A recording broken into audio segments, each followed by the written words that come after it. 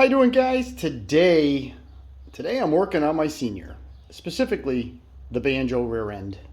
We're gonna go ahead and pull this rear end apart. I'm not gonna completely field strip it. If I don't have to, I'm gonna leave the gear set in it and everything, but I am gonna crack half the case off, clean everything, put the case, and then put the case half back on, and then take the other side of the case half off, leaving the differential and all the gears in place, leaving the axles in place, because there really isn't a need, as far as I know, unless there's something really egregious inside. There's really no need to tear any of this apart, like fully. We are going to have to fix a couple things as part of the process. One, that bushing there needs to be replaced. If you look right here, there's a drain plug, and then there's a drain plug here on this side. We have the drain plug the little part where the wrench would go on, it's right there. But if we look over here, of course, it's broken off. So, gonna have to get that little drain plug out of this side of the case. I'll do that once I get this case half off. 9/16 bolts just around the case itself, and then I can get this half off of the rear end. Part of the reason for this is because this thing really leaked oil at one time really bad, so I would like to give it a fighting chance, clean it all up, get everything squeaky clean, and then reseal it when I put it back together. So that way we can keep the oil leaking to a minimum. All right, let me go ahead, get this thing up on its side. Let me get those bolts off and slide that half of the case off. All right, got the Banjo rear end broken open. Came apart a lot easier than I anticipated, and as you can see, I went a little further than I had initially said, but pulled all the bolts out of the side cover, gave it a little tap, boom, popped right off. Axle shaft slipped right out of the bearing, no problem, no hesitation right there. So super happy with that. Taking a look inside the case itself, not bad, it's standard sludge at the bottom, so we're going to clean that up. But kind of a neat little, if you've never seen the inside of one of these Banjo rear ends just in a Ford, but here in the Senior, kind of a neat little setup. When we take a look at the rear itself, let me get my flashlight here real quick. When we look at the actual differential, it's kind of neat. Got these two big bearings, tapered roller bearings on either side. They actually spin real nice, so we're not going to do anything crazy with those. There's a massive race pressed into each side cover, which is kind of cool. You can see it's dropping gear lube everywhere, but who cares? One thing that's kind of neat, I'm going to call this a ring gear. I know it's not a ring gear, but for like standard purposes, let's just call this a ring gear, okay? The ring gear is, all part of this side of the cast iron case, which is kind of cool. Then there's another side cover case right here, and then the spider gears are inside that, and these are the pins that hold the spider gears together. I'm not tearing this apart. I'm leaving this all put. We do have some castle nuts, which do not appear to have any of the cotter pins in them, so we might add the cotter pins to the castle nuts. But basically these pins have a flat spot that engage this side of the case, pass through, and then the castle nuts tighten down. It looks like none of them have, they should all have little cotter pins in there to keep those nuts in place. I'm going to just put cotter pins in it. I'm not going to tighten them up or anything like that. I'm just going to leave it alone.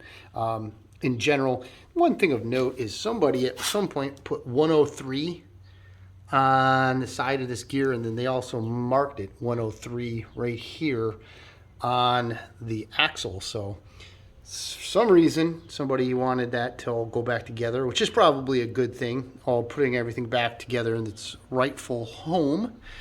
But outside of that, I'm just going to clean this, not getting involved with tearing that apart. It looks fine. I looked inside it with the flashlight. It looks fine. Inside the housing itself, we have the pinion that comes in. It's supported by a bearing. There's another bearing right here. You can see I'm not taking this apart. I'm going to leave this all be. There's no point. It spins free. There's no crunchiness. So I'll just go ahead and clean it. One thing I was saying to myself is, oh wow, I got to make sure that when I drop this back together that I put the ring gear on the right side of the pinion. But I went over here and I felt on the back side, and there's a huge casting that kind of goes down. You can see goes down and around, so you can't mess it up. The ring gear can only go in on this side of the Banjo rear end. Now to clock it, this is the main drain for the rear itself, so that's to the that's to the ground, and then these fall to the ground. So no need to worry about trying to re-indexing things. Oh, one thing I did, two things I noticed. One, there was like a thin paper gasket right here. So I'm gonna see if, you might be able to see, yeah, right there. You can see that there's, actually I have a little chunk of it here, I'll show you. It's right there. This thin piece of gasket was between the case half, the center section and the case side cover. So I don't know if I'm going to use, try to find one, which is probably readily available. These things are all, hot rod shops still use these rear ends to a point. So I might do that. I might just clean it all up and just seal it up with some RTV. Got to remember, this is not for a car, it's for a tractor. So we're not talking major horsepower here. So let me go ahead and break off the other side. Let me get this all through the parts washer so it's all good and clean, and then we'll start to tackle the issues. Actually, there's only one issue with that. There's that drain plug being broken off. We got to get it out of the side cover. Oh, one other thing, somebody did drill out this hole to the next sides up, fine thread bolt. Unfortunate, but I'm just going to stick the bolt back in. I'm not going to get crazy and try to Healy coil it or any of that stuff. It's not needed. There's no cracks. It's perfectly, it's perfect. Somebody actually just drilled it out. And then one thing I will give them is they used a fine thread bolt. So these are what, 3/8 24 originally. And then they used this bigger bolt here, which is a 5/8 head. So whatever the heck that is, I'd have to look at my chart. Off the top of my head, I can't remember, but was it 7/16? I think that might be 7/16. Fine thread. So we'll just stick that back in. It's going to be fine. It's been fine for all these years. Nobody's going to notice. All right, let's get to cleaning. This center section took me a lot longer than I anticipated to clean. I spent a good hour and a half, maybe 2 hours on it to get it good and clean, but it needed it. The amount of petrified gear oil at the bottom of it was a good 1/8 of an inch thick, and it went from basically from here to here. I mean, it was just ridiculous. And on the side that doesn't have the actual pinion showing, that side was just ridiculous. So it took me a while. I went ahead and wiped it all down. Then I chased all the threads with my thread chaser. Cookie wheeled all the surfaces to get all the rust and crap off them. And then I put it through the parts washer. I hit it with my little bit of a torch there just to burn off some of the solvent. And then that's when I noticed all of this ridiculously hardcore, dried, petrified, oil and nonsense. So I went ahead and cleaned that all out, sprayed it all down with some brake cleaner, then took the air gun and blew it all off. So this thing is pretty much all set. Bearing seems to spin pretty good. I mean, it's a little noisy right now, only because there's no oil on them. I'll oil it when I go ahead and reassemble. The unfortunate thing is, because of all this caked nonsense at the bottom of the housing, the center section housing, I think I have no choice but to break that differential apart and clean everything that's inside that. Didn't want to do that, but I think it would be definitely the best course of action. All right, let me put this aside. Let's get this thing torn apart. I have the differential up here on the workbench. I just lightly or loosely supported it with these 2 pieces of wood. I went ahead and pulled the 8 bolts that run in this direction through it in order to keep the 2 differential halves together.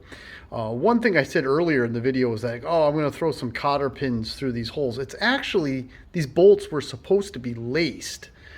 with the wire all the way around, from what I gather online. So either somebody at some point in time, took this thing apart and got rid of the lacing, or when Wheelhorse, or when the Elmer brothers there, father-son duo, I should say, when they took this thing apart to cut the axles down to fit the tractor, they might have, they would have had to take the lace out of it. They may have not have put the lace back in. One thing I did notice online from people talking, there is no torque spec. They basically said, just make them really snug, and then relace the bolts, and that's how they would be in a Ford car. So we'll do that eventually. I removed the bolts and I have it sitting here. Now basically what's going to happen is this half and this half are going to come apart. As you can see, somebody has marked this case with the 103, the line, and then there's actually a 103 over here on the axle shaft. I'm going to go ahead, when I put it back together, make sure we line up all these marks. Now there is like a pin, like a cross pin, and the two spider gears roll on these pins. Where's the other one? There's a pin there, there's a pin here, and then there's a pin on the opposing side. As you can see, it's already starting to separate. So what I'm going to do is I'm going to go ahead and pull this half off and that half off, and then have the spider gears right there in the center. We'll take a look at the bits and pieces, and then I'll run it through the parts washer. Here it is all exploded. Here's this side of the differential case. The axle slides into that hole and rides on this surface and this surface, which is right there and right here. Same with the opposing side. Axle rides on the surface on the inside there and here. This is a little bit different because this is all one piece. It has the ring gear on it. The main bearing is pressed onto the case. And here are the spider gears. And as you can see, these gears, they just slide onto the shaft. There's nothing holding it. This portion rides on this portion of the two cases right there. So kind of a neat design. Like I said, not a whole lot here, but I am going to go ahead and run everything through the parts washer, get everything all squeaky clean, and then we'll put it back together. The cleaning process is taking me a lot longer than I anticipated. If you could see right here, there's like this brown mud that's just stuck to everything inside the differential. I'm actually using a little wire brush here and my grinder in order to get that off. And it's basically just old gear lube that's just, you can see on this side, it's just petrified on there. So I want to get all of that off. And I've gotten the bulk of everything off all the other parts. You can see here, that's nice and clean. Here's the little center section that goes on top of this. I'll show you that. Putting it back together, I'll show you this. But that's all clean inside and out. The gear itself, the back side, I did the axles, they're all done. I still have to do the spider gears and the bolts. But for right now, I'm going to continue wire brushing all this stuff up to get it nice and squeaky clean. Got everything good and clean and ready for reassembly. The only thing I'm going to do is I'm going to grease all the contact points. So that way when I'm moving the tractor around a little bit before, the final assembly and getting it running, and before I put the gear lube in, everything is kind of pre-lubed and nothing's really going to be binding up on itself. So pretty simple process. Got to just do these surfaces, do this surface, do the inside.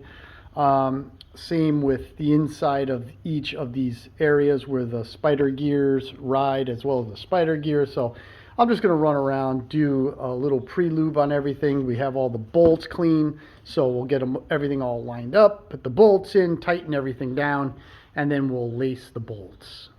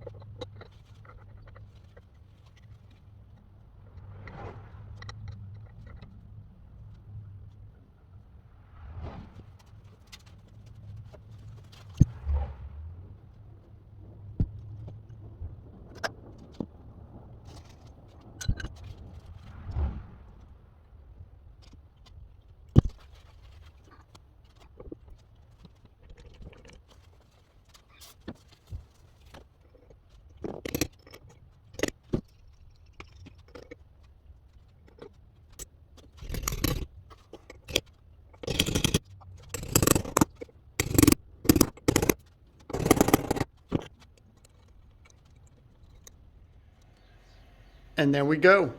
I think that's enough for this video. Gonna go ahead and take a break if you don't mind. What did we do? We got the case cleaned, the pinion's all set to go, just needs to be lubricated, so that's all set to go. We disassembled and cleaned and then reassembled the old Ford rear differential.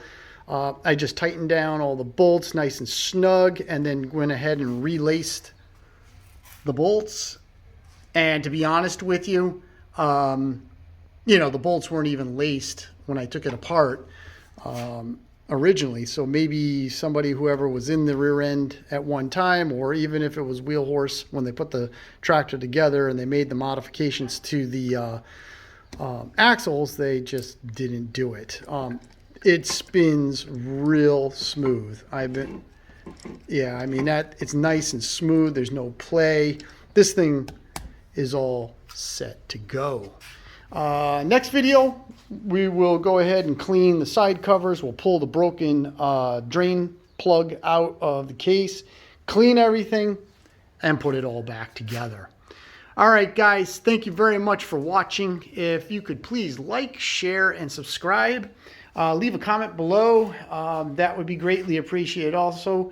And until the next project, or until part 2 of the 1955 Senior Ford rear end, you have a great day.